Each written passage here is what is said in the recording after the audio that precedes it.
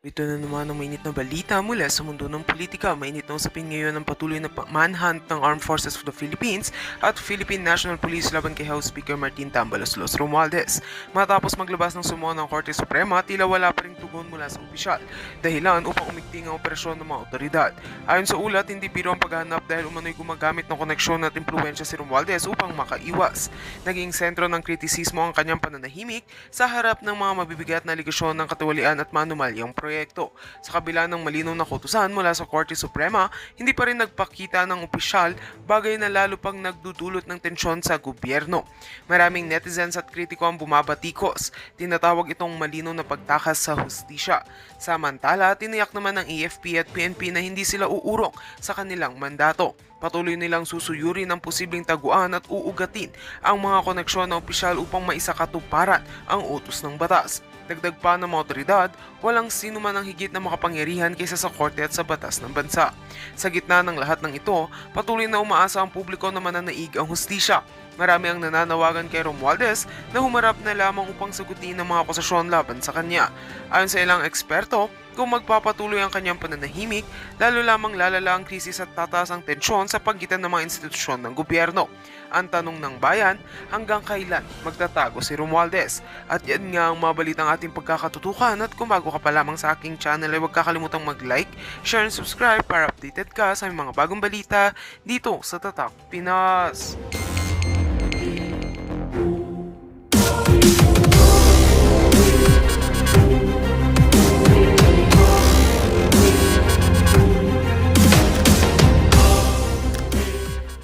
O yan na nga ho ba kasi sinasabi natin, masyado ho kasing obvious ang pagpapakaaso nitong si Senate President Tito Soto dito kay Martin Romualdez. Hindi pa ho siya nagtatagal sa kanyang pwesto bilang Senate President.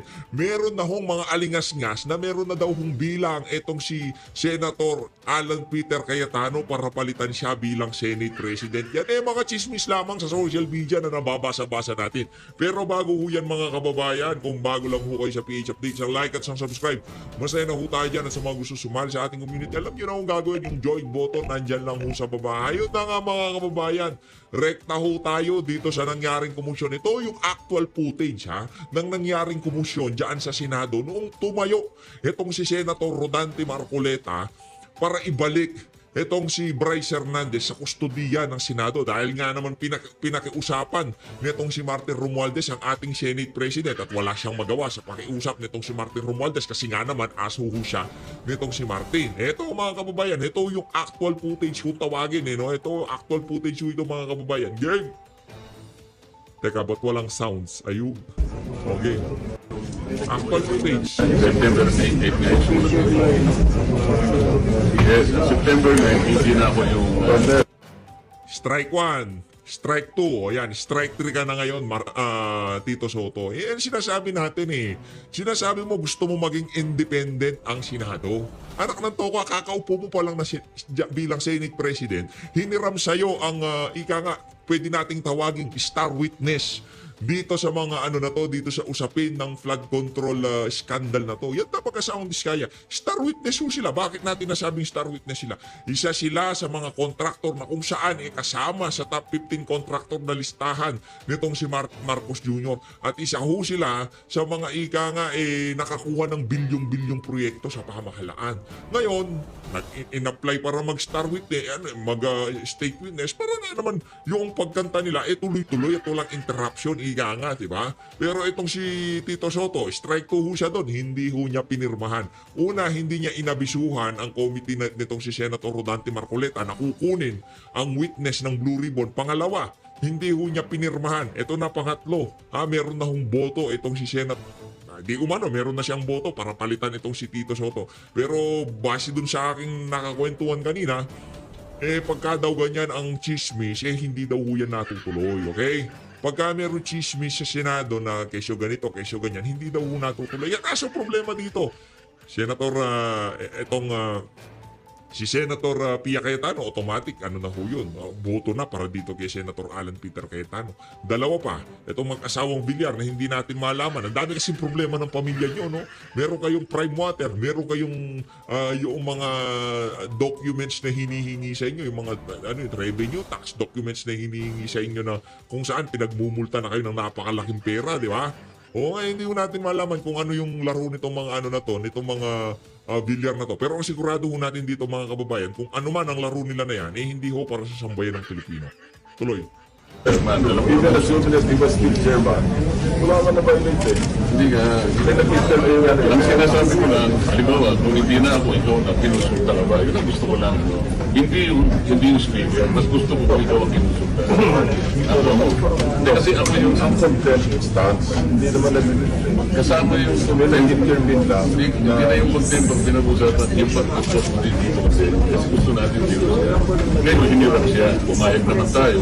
Pero ang kanyang kondisyon na binigay, solely yung immediate. That was before the intervening event. Wala pa yung request on. September 8 yung ano eh. September 8 ang sulat. Kaya nga, pero yung kundi. Pinagtulungan si ano dito eh, si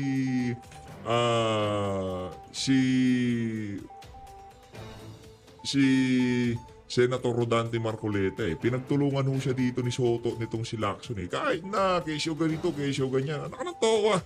Yung problema dito, hindi naman ho talaga sila nagpaalam. Yun. Issue mo September 8.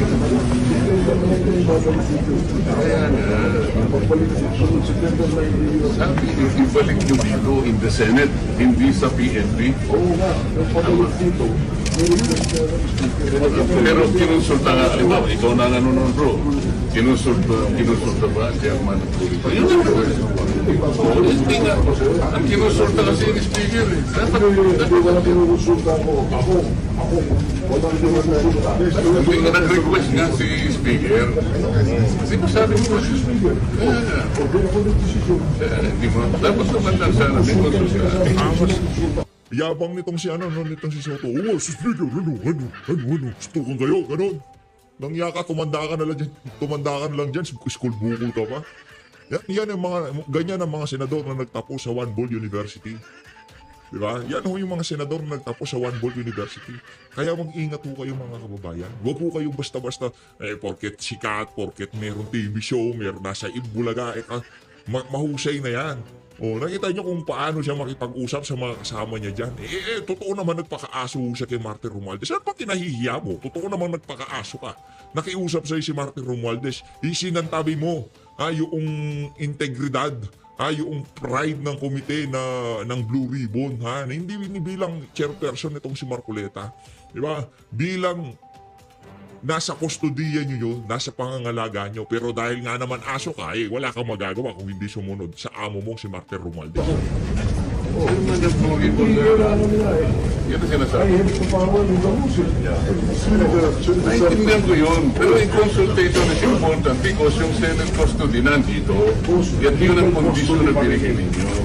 Ang angas nitong si Soto noong panahon ni Chis Escudero na kesyo wala daw caucus, hindi daw sila nagpo-caucus. Mas malalaho pa na itong mama na to. Matakin nyo, silang dalawa lang nitong si Martin Romualdez ang nag-uusap. Hindi niya na kinukonsulta man lang yung mga kasama niya kung anong susunod na galaw dyan sa Senado. Ano yung lukuhan?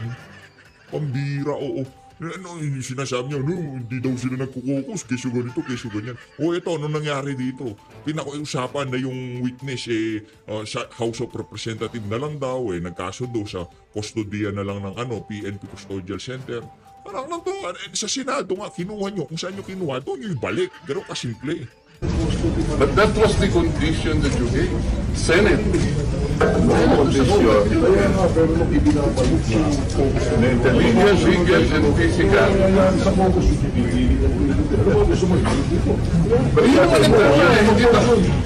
Sabi ko, hindi na kailangan ng motion dahil sa unang ibabalik natin immediately.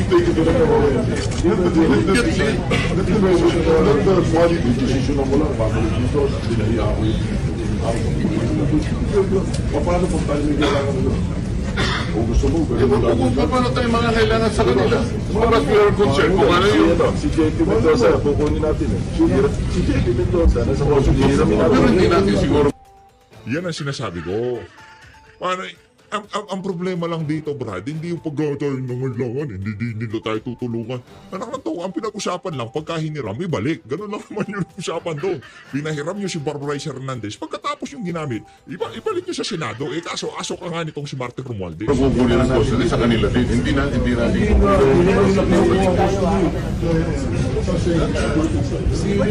Merienda mo tayo.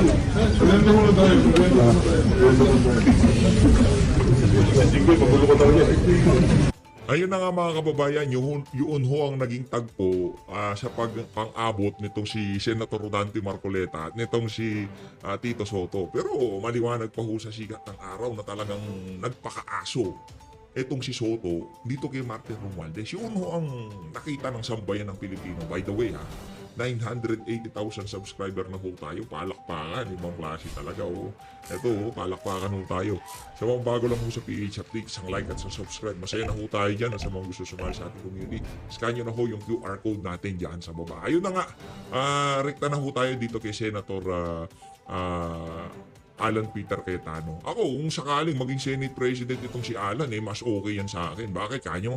Kasi yan, hindi yan aso ni Martin Romualdez. Naging Speaker of the House yan. Alam niya ang galaw. Alam niya yung galaw dyan sa House of Representatives. Alam niya kung anong klaseng kababuyan ang nangyayari dyan.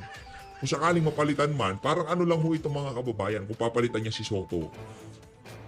Kahit na sino, basta hindi lang yung aso ni Martin Romualdez. Ganon. Hindi pwede yan si Kiko Pangilinan, hindi pwede yan si anak ng Towa Ping Lacson. Hindi ata mag-iinit ang puwit nitong si Ping Lacson bilang Senate President pro tempore. Parang maiiba na. Mababalik kay Senator Rodante Marcoleta ang Blue Ribbon Committee. sobrang kaangasan mo kasi tawag dyan. Diba, inunang kayabangan itong mga senador na to. Akala nila talagang sila yung may bilang at may dating, di ba? Pa naman, but thank you for that. And may I ask one of my mentors, Senator Lacson, if I can ask a few questions. Willingly to the gentleman from Taguig and the Republic of the Philippines. Thank you po. So, let me start with the biblical principle and why I agree with you, Senator, no? Kasi sabi po sa Bible, it's not enough to do good. We have to prevent evil.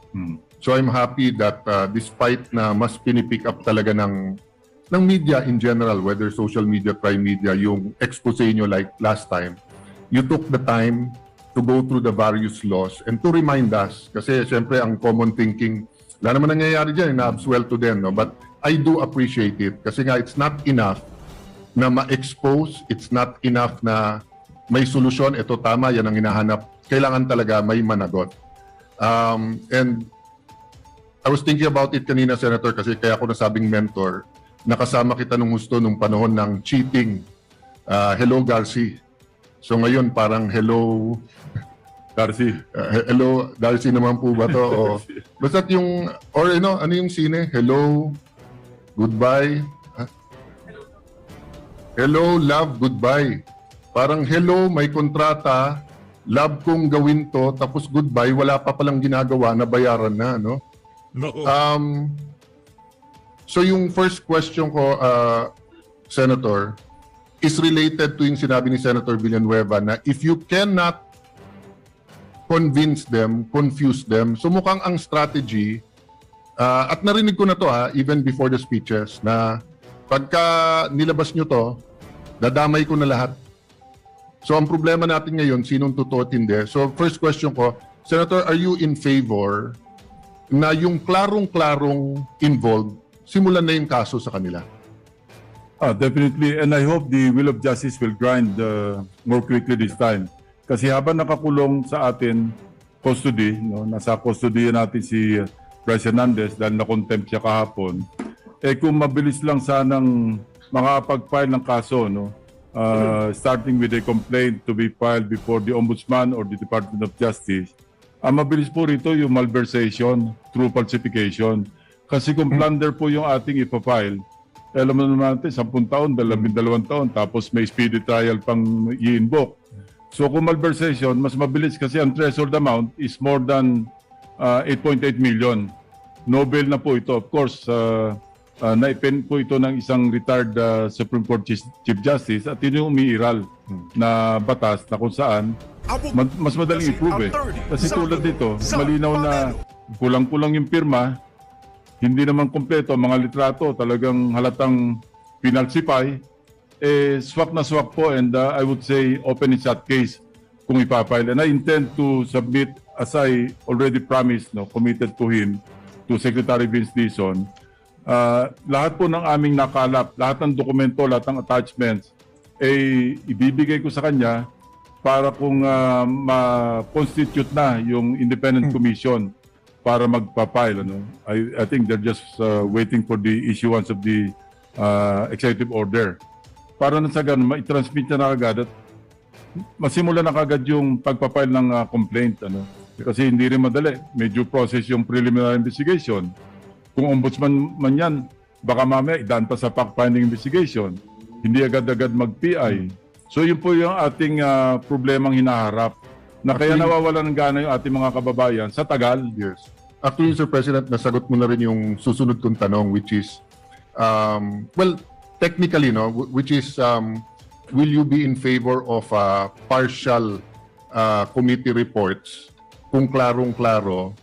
Kasi nga may sistema na rin ang ombudsman na pagka nang galing sa Senado o House, no? So I know it's fraught with dangers and you don't have to answer me now, but just to your point, di ba, na if the investigation takes us till the end of the year sa dami, at saka pa tayo mag-committee report, may pangalawang debate dito sa committee report.